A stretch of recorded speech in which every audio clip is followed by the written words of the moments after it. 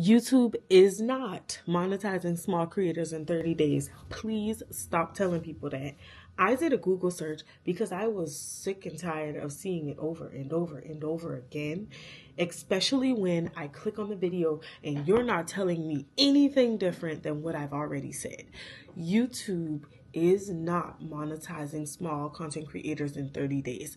They are monetizing creators based on the general monetization guidelines that we all know and love at this point. 1,000 subscribers, 4,000 watch hours. Now, here are a few things that I've learned on this journey to monetization that I'm taking y'all along for the ride. And this is me documenting what I've learned, what I see, how I observe things, what works on my channel, what doesn't work on my channel. And I want to do a better job of sharing that information with you because I do feel like some of it can be helpful. The follow for follow subscriber trains, they were productive in getting you subscribers. They might not necessarily be productive in getting you the desired engagement that you need. So people will come and subscribe to your channel, but if your content is not something that they're interested in, they're probably not going to come to your page and actually watch it. Additionally, stop being scared to share your YouTube video content on other social media channels. I'm saying that to myself. Stop being afraid of sharing your YouTube content to other social media channels that you have. Why? Because although you may post it on YouTube, there is a whole audience of people that are interested in a variety of different content topics, and you just might come across those individuals. So perhaps you post this video on YouTube and then you share it to Facebook, because on Facebook you have a larger group that might be much more interested in your beauty content versus your fashion content or your mom content or whatever else it is that you do, right? So let's use that. There's not always 100% overlap in relation to like your subscribers on one channel and your followers on another. And I found that too. On TikTok, I have a large following. I have over 16,000 followers on TikTok, and use your imagination.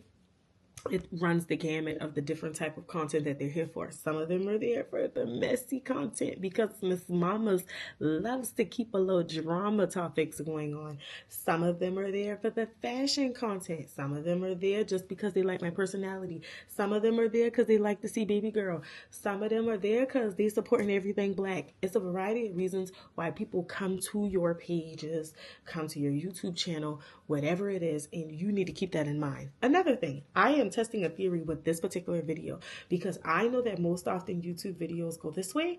I'm doing it like Instagram, like TikTok, like Facebook, like everything else. I just want to see if there's a difference. I want to see if the impact is different. I want to see if people are much more receptive, because I have noticed that yes, shorts are great in relation to getting certain traction to your YouTube videos, but you have to have so many more watch hours when it comes to shorts or views or whatever it is that they're tracking in order to get monetized, that I've realized that the reality and truth of truly getting monetized on YouTube is truly tapping into long form content and not straying away from it.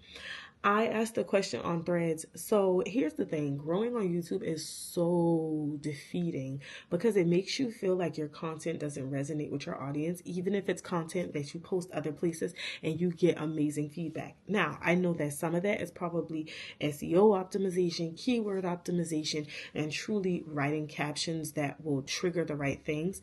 What I do know about YouTube is you have to understand the search trends at the time in order for that to even be a piece of content that really hits.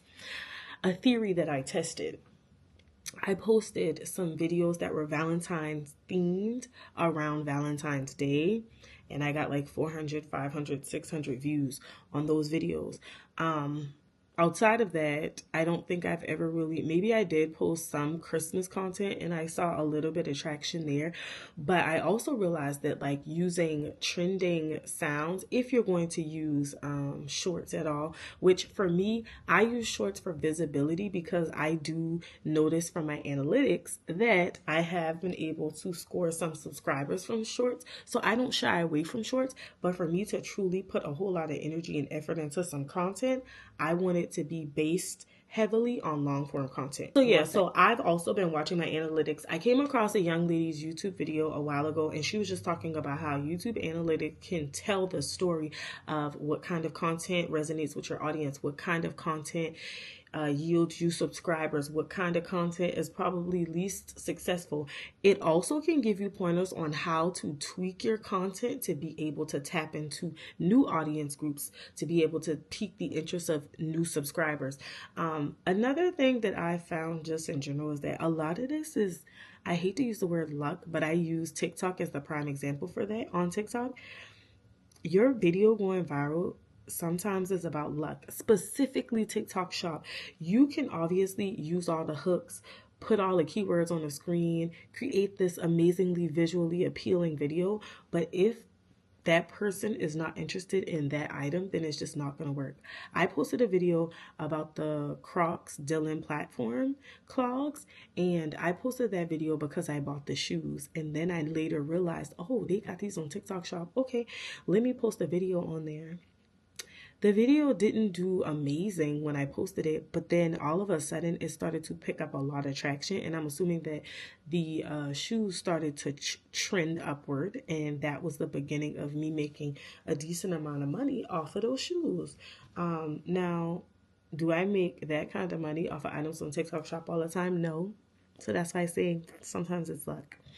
Now, another thing that I am trying to like dibble and dabble in is testing new things when it comes to YouTube thumbnails, because what I have realized is that a lot of the thumbnails that have like several pictures in them, like either side by side or like there are two long pictures, two middle pictures that are like squares, whatever it is, the stacked look of a thumbnail seems to be popular right now. I don't necessarily know if that's really yielding different results. I think that sometimes I get thumbnails right, sometimes I don't get thumbnails right. My intention moving forward is to put a little bit more thought into my thumbnails. And so when I say that, what I want to do is let me look at the other content that's out there, because that's going to drive the way that I structure my title, the way that I structure my description. If you have like vidIQ, which is definitely a tool that I would suggest you including in your content creation repertoire for YouTube. So what it does is it allows you to search videos and you can understand and identify the tags that they used, and the keywords that they used, the search ratings of certain keywords and phrases. It's very helpful in relation to like rankings of your videos. I use it on every video that I post. I search other content that is similar to what I want to post. I kind of look at those videos. What I haven't been doing is looking at them for the sake of thumbnails. And so that's why I'm saying, visually speaking, it's time for me to use the resources that I have. Another thing, I ain't even gonna lie to y'all, Chat GPT, that thing. Now, vidIQ does have an AI feature. If you tell it what topic you want to make a video about, it will actually generate a script for you. It will actually generate a description of the video, and it will even give you title ideas. vidIQ. I'm going to tag them below because vidIQ at this point, hit me up in my inbox, because I use y'all too consistently and I pay that stuff all the time, and we need to talk about it.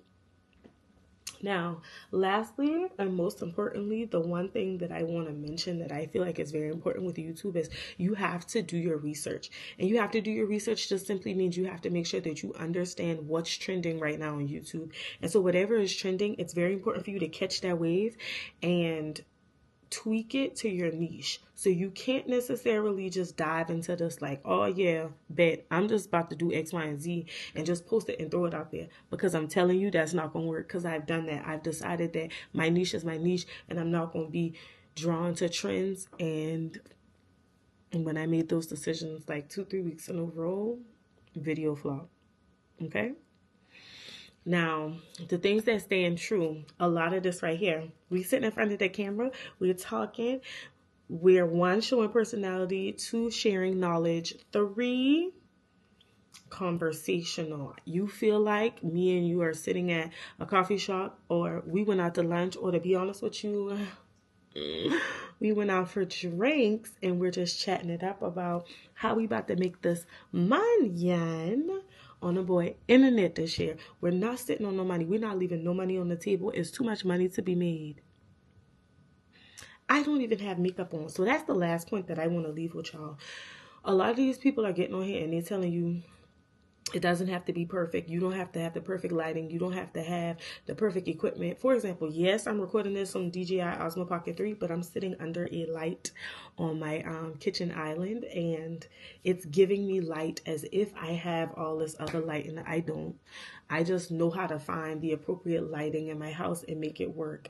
Additionally, you don't have to do every video with makeup on. If you go on my TikTok, if you go on my Instagram, if you go on my Facebook, if you go on my Pinterest, if you go on any other social media, most of the time I look like this. And sometimes I got a bonnet on. I made $8,000 off of a video on TikTok in my bonnet, in my pajamas.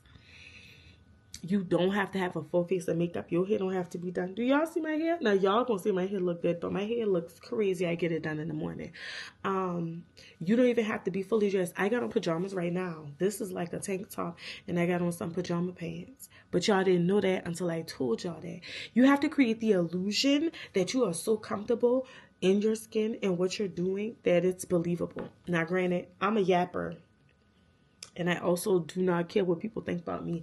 So to get in front of a camera and just sit here and talk to y'all is very simplistic. Most importantly, be yourself, be authentic, be your authentic self. Don't try to create a personality just because you think that's going to get you some views, because, babe, the people can read the room. They're not going to follow you and your foolishness.